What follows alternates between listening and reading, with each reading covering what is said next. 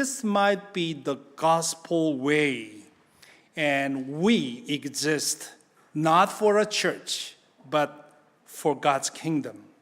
I was so glad to hear that.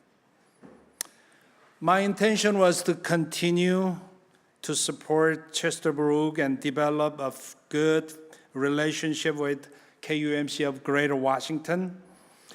It was unfortunate that I also had to leave the KUMC of Greater Washington to help our struggling second campus at Centerville. At first, I was worried about the future of Chesterbrook, but later I came to peace because I realized that it is not my project, but God's project. I trusted the future of this congregation in His hand. And I also trusted my beloved Pastor Daniel and lay leaders would do very well. I'm so glad to hear that you are doing well and have made steady growth. Thank you for inviting me today to this meaningful service. I really wanted to come and see and feel the spirit of revived congregation. And when I entered this space, I was so shocked to see the changes. I remember how this place used to look 1 year ago. And not just physical thing, but the music and all people. I wish you can put the big screen in the outside wall and show people what's going on inside. It is wonderful to see, and also cross. By the way, is it safe and secure?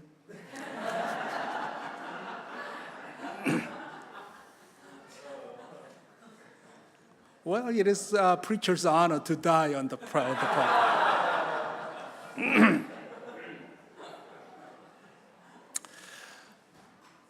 When I prayed about the message for this meaningful day, what came across my mind was 3 questions that Reverend Adam Hamilton raised for pastors and lay leaders.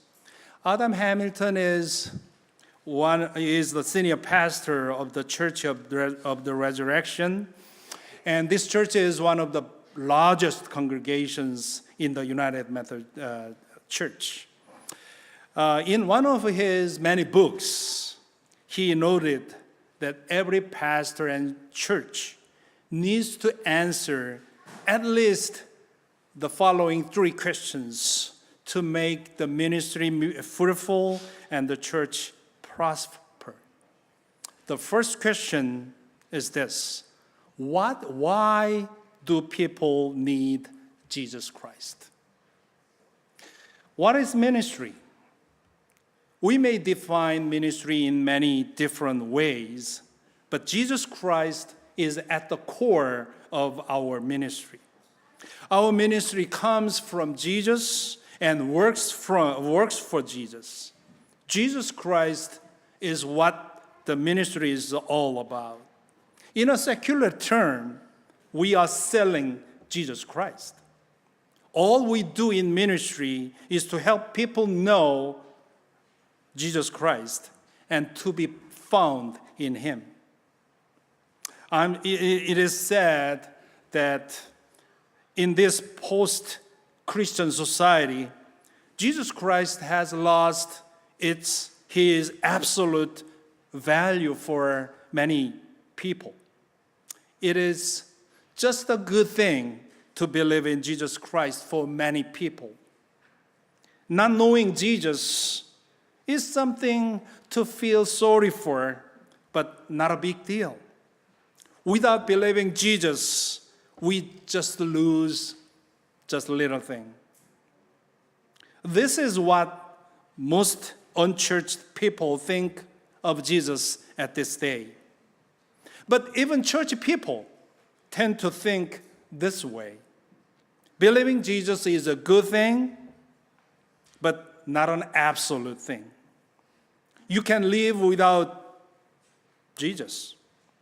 Jesus is one of the items to make our lives more comfortable, more prosperous. If you believe this way, you won't feel any need or urgency to share the gospel with those who do not know Jesus.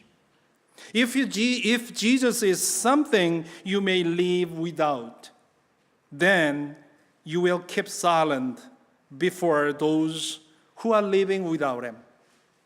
You may tell them to come here to enjoy music, to enjoy fellowship, or to help the needy, but you won't be able to say anything about Jesus Christ. So, at this time of celebration, let us raise this question to each one of us. Who is Jesus Christ for me? Does he have an absolute value for me? Do I really value him to the utmost? Do I feel that Jesus is the most important thing for me to share with others? Corrie ten Boom, she is a Holocaust survivor. She wrote many books, and in one of the books, she said, unless you are in a situation where Jesus is everything you have, you won't realize that Jesus is all you need. She was in that situation in Auschwitz, where Jesus was all she had. There she realized that Jesus was all she needed. She was a woman of true faith. True and genuine faith is to realize that Jesus is all we need. Unfortunately, the affluenza in American middle-class life setting block us from realizing the absolute value of Jesus Christ.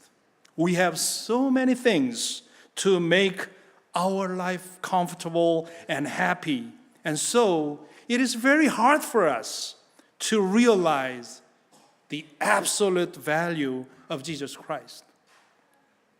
In today's text, Jesus asked this question to his disciples, "Who do you say I am?"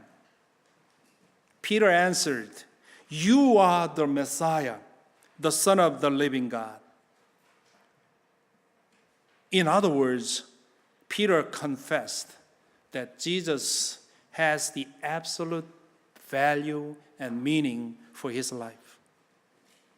I'd like to ask this question to each and every one of you this morning. Who do you say Jesus is?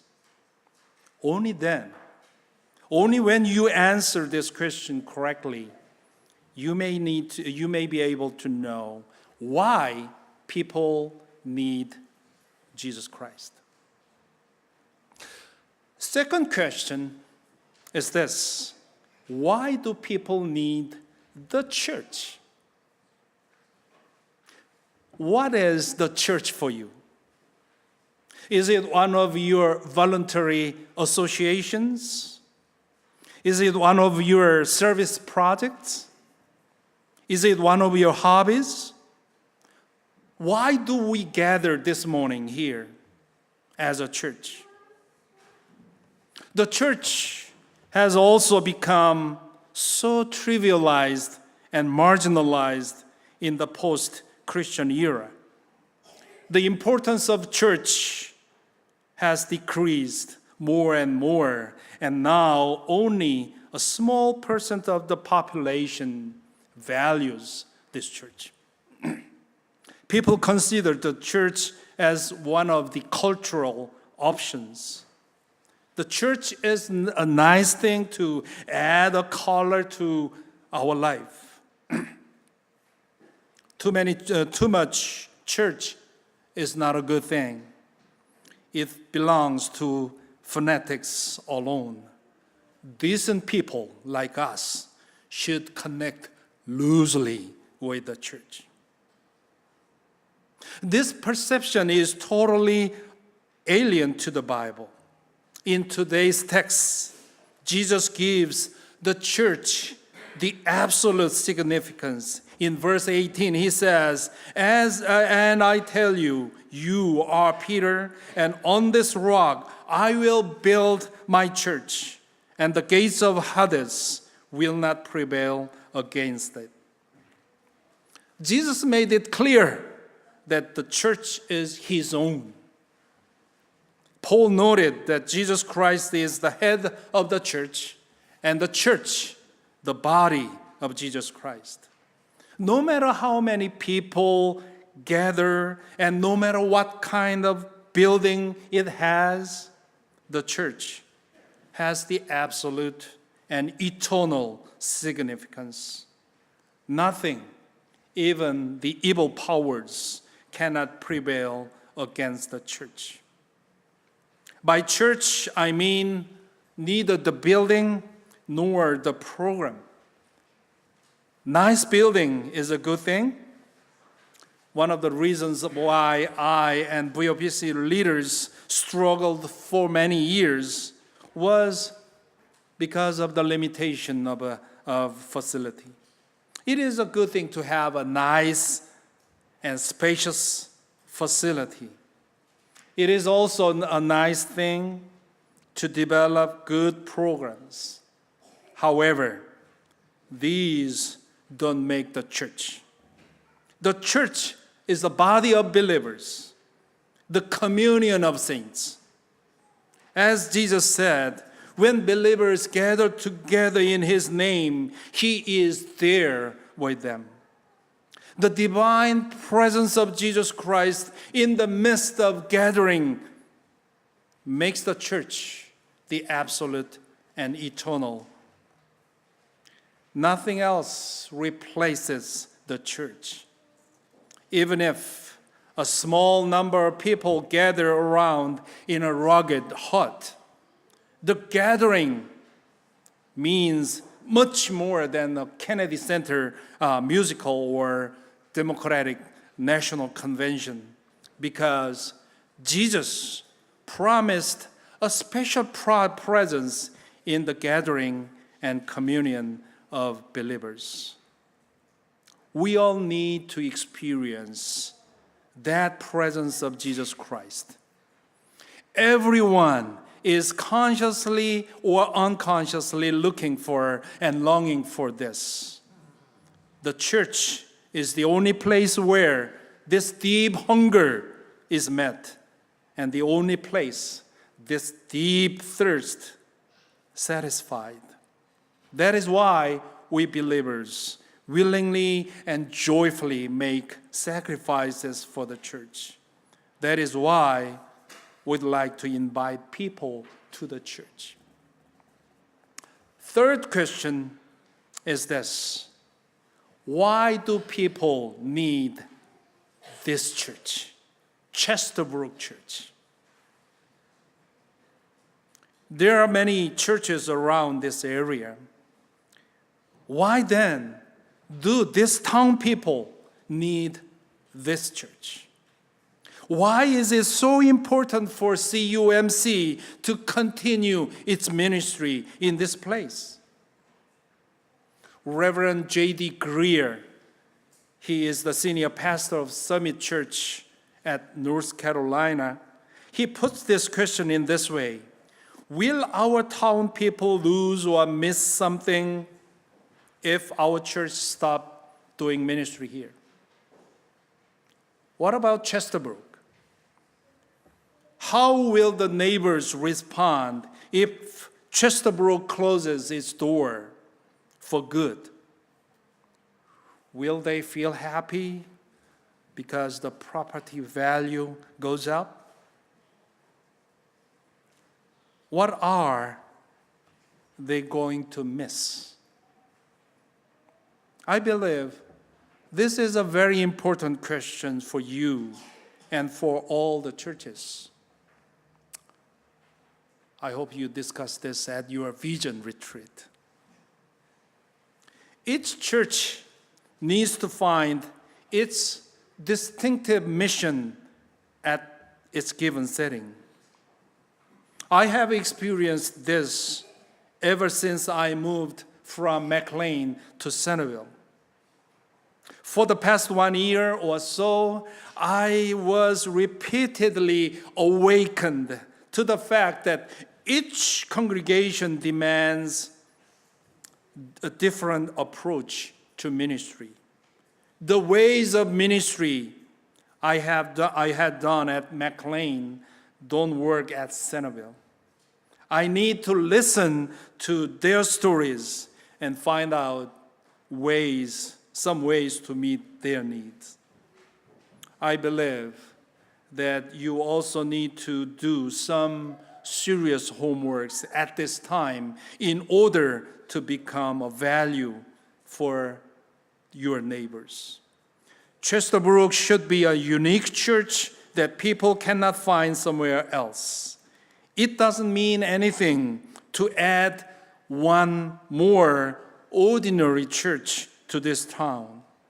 It means something when CUMC becomes the church that reaches out to the neighbors and to be an essential part of their lives. Finally, I'd like to share a story of the song, People Need the Lord.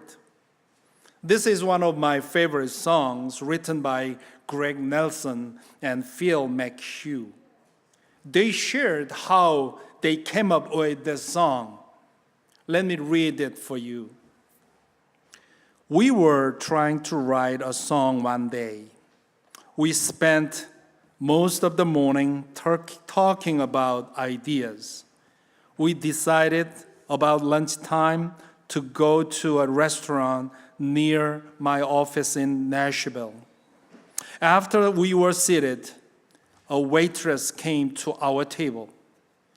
As she approached us and smiled, it seemed that her eyes were so empty.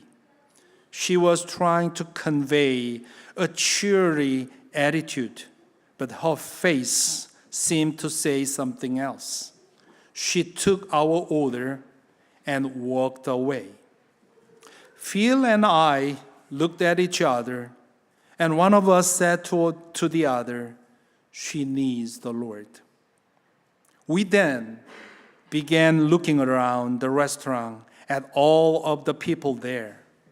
They too seemed to have an emptiness in their faces. We sensed a real heaviness in our hearts as we watched them. Suddenly, we realized that all of these people need the Lord. Just as quickly, we both thought we need to write that. People need the Lord.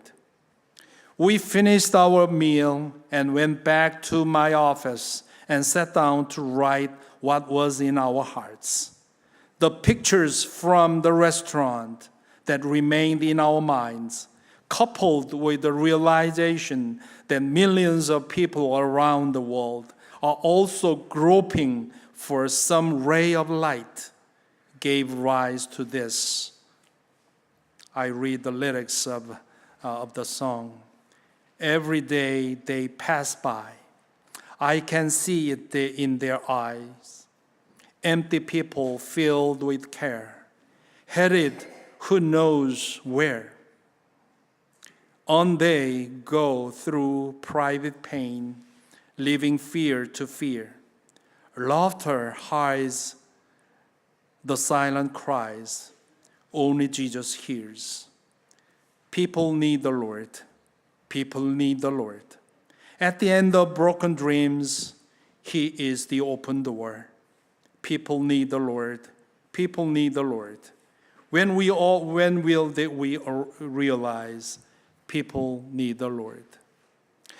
We are called to take His light to a world where wrong is right. What could be too great a cost for sharing life with one who's lost? Through His love, our hearts can feel all the grief they bear. They must hear the words of life only we can share. People need the Lord. People need the Lord. At the end of broken dreams, He is the open door. People need the Lord. People need the Lord. When will we realize that we must give our lives? For people need the Lord. People need the Lord. I saw a banner with big letters saying, "Don't go to church." At first, I was shocked to see that slogan at the church. Later, I found out another line below in small letters saying, "Rather be the church." True indeed. We are all called to be the church, the true church. This calling is given for all of us, not only for pastors. It is my prayer that CUMC may become the true church, so that it becomes the cherished value for people of this town. May God bless you all. Amen.